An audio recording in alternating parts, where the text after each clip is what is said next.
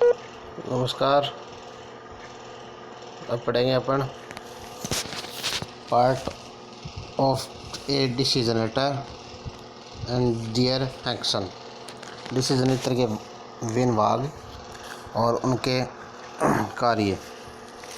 तो सबसे पहले आपको क्या करना है, अपना चैनल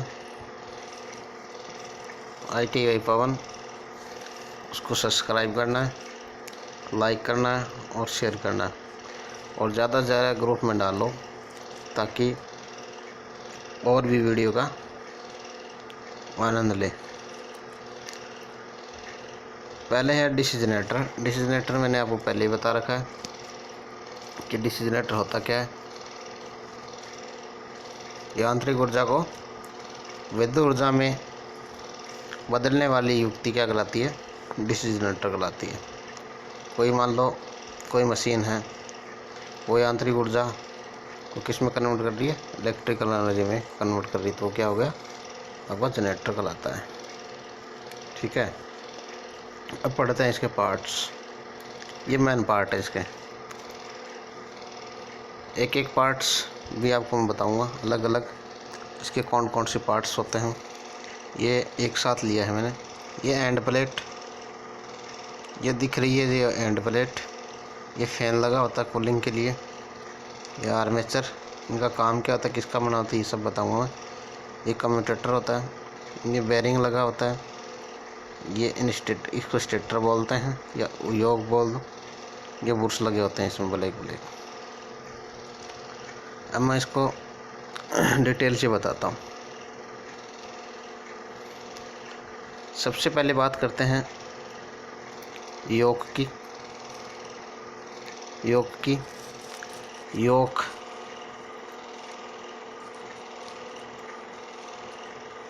क्या होता है? योग होता है कास्ट आयरन या डलवा लोहा। डलवा लोहा या कास्ट आयरन का बना होता है। ये पहली बात तो ये किसका बना होता है? कास्ट आयरन या डलवा लोहा का। कास्ट आयरन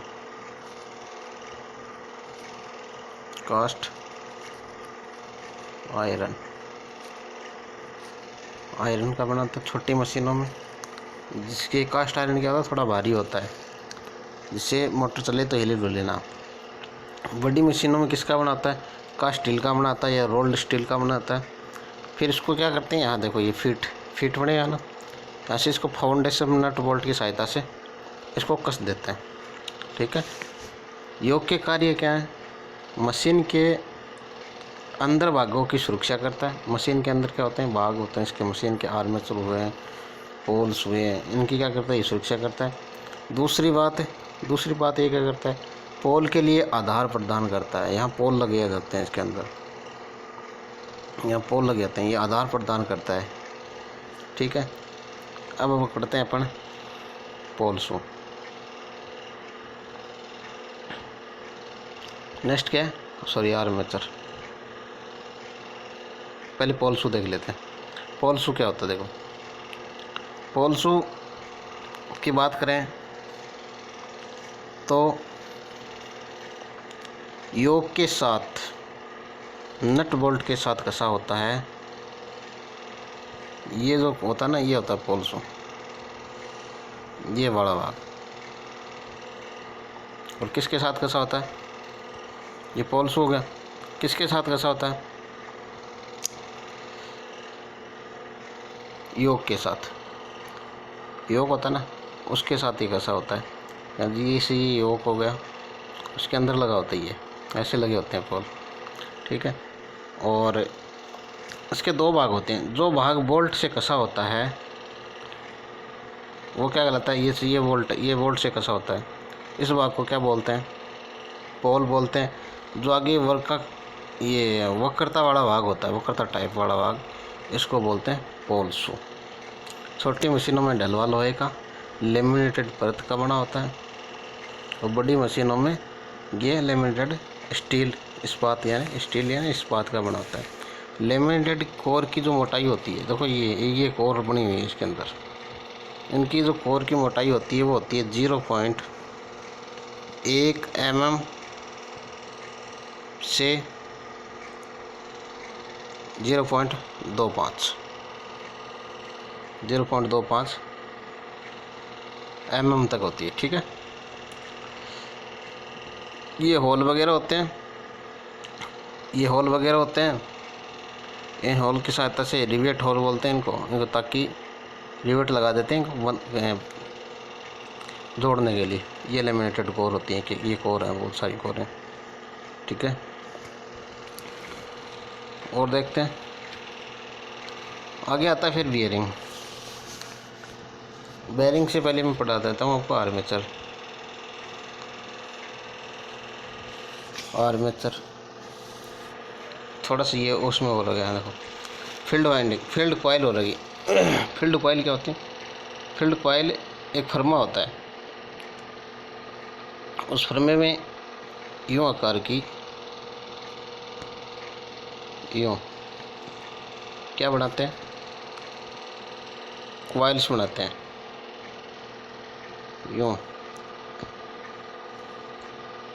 ये कॉइल्स बने होते हैं, या तो कॉपर की बनी होती है या फिर एल्यूमिनियम की बनाते हैं।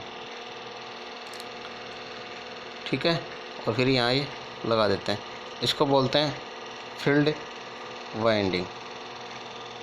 क्या बोलते हैं इसको? फील्ड वाइंडिंग बोलते हैं।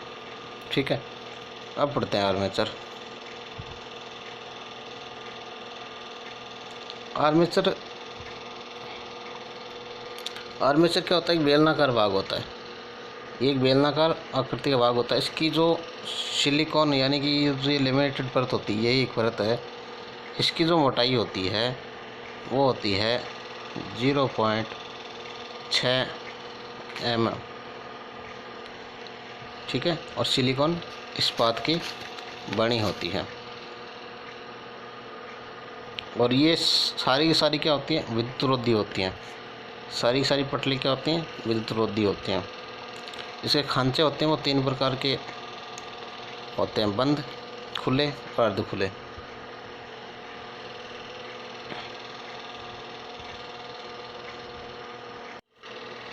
और क्या होता है?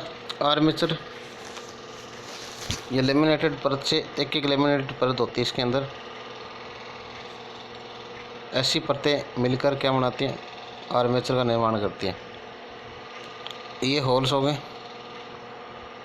और बोल्ट वगैरह लगा देते हैं ताकि ये टाइट हो जाए।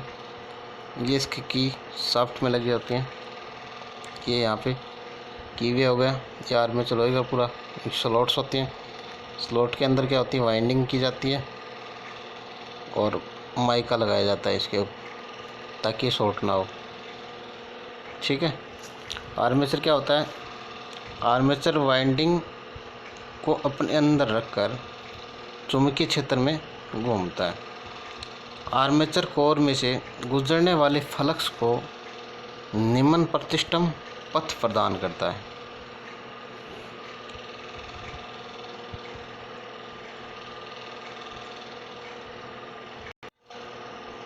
अब क्या करते हैं? इसको जो ये लेमिनेटेड परत होती हैं, इन परतों को आपस में यूँ लगाकर क्या करते हैं? फिर इसको लगाकर इन स्लॉटों के अनुसार हाइड्रोलिक प्रेस से इसको दबा देते हैं और इसके अंदर ये शाफ्ट यहाँ पर शाफ्ट फिट कर देते हैं। ठीक है, ये आर्मेचर।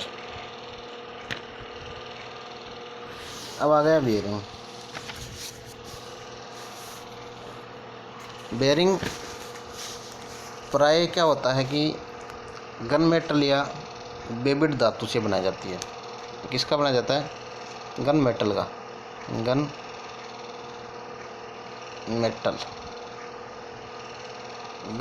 बनाया जाता है।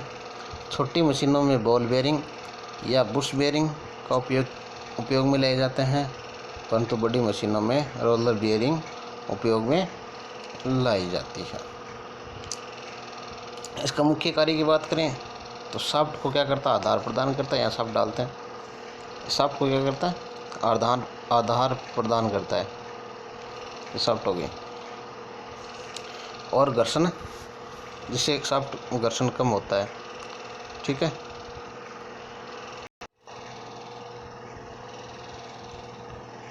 आगे बात करें ब्रश की। ब्रश क्या होते हैं? तांबे के या कार्बन की बनी थी, या तो कॉपर के बने होते हैं या फिर कार्बन के बने होते हैं। ये किसके हैं? कार्बन के बने हुए ब्रश हैं, जो आयताकार आकार में क्या होते हैं? आयताकार होते हैं।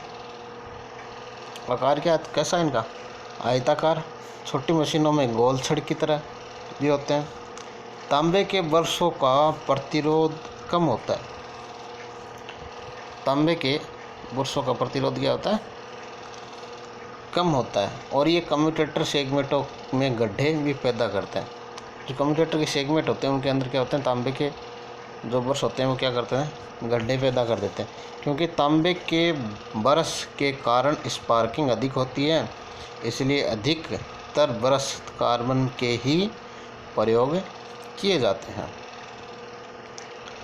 इनका प्रतिरोध अधिक होता है, जिसके कारण कम्यूटेशन के दौरान बनने वाली प्रतिकार्यता वोल्टेज का भी सामना हो जाता है। और इसके अतिरिक्त ये क्या होते हैं? चिकने होते हैं, जिसके कारण कम्यूटेटर रगड़ के साथ स्नेहक का काम करते हैं, जिससे क्या होता है? कम्यूटेटर पर गड्ढे वगैरह नहीं पड़ते और कार्बन बुर से घिसता रहता है।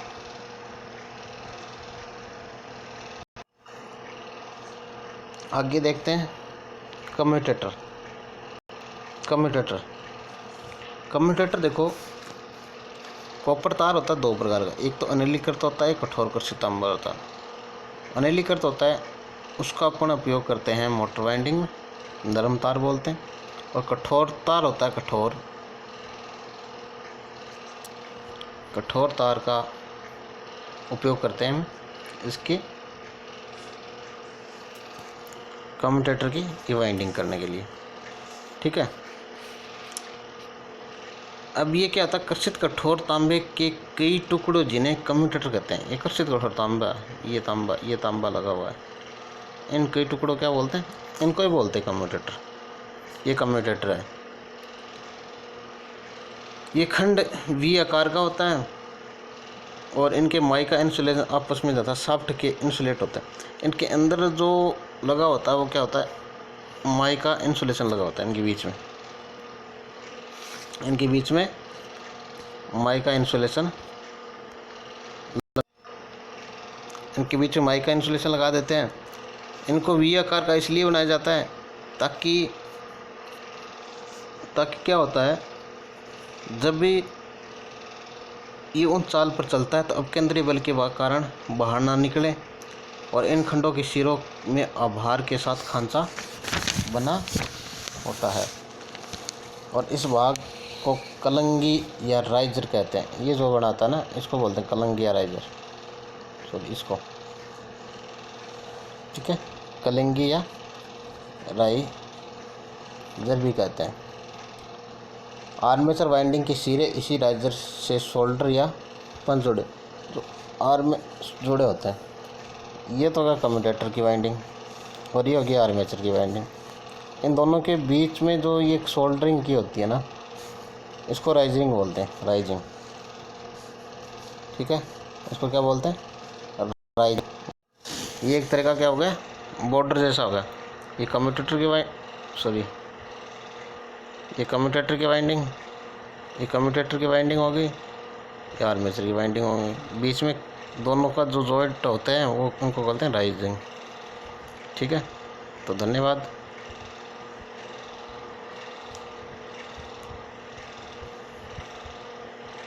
एक मोटिवेशन क्विज है। शिक्षा से ज़्यादा मूल्यवान कोई चीज़ नहीं होती, इसे केवल परिश्रम द्वारा ही पाया जा सकता है।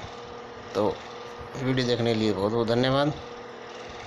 आशा करता हूँ समझ में आया होगा कुछ एक, और ज़्यादा से ज़्यादा बेहतर बनाने की कोशिश कर रहा हूँ कि मोबाइल से ही बना रहे हैं और कुछ है नहीं साधन बनाने के लिए। तो चैनल को क्या करना, सब्सक्राइब करना है, ज़्यादा से ज़्यादा लोगों तक पहुँचाओ। ठीक है, लॉकडाउन का ताकि फ़ायदा उठाएं सभी। तो बहुत बहुत धन्यवाद।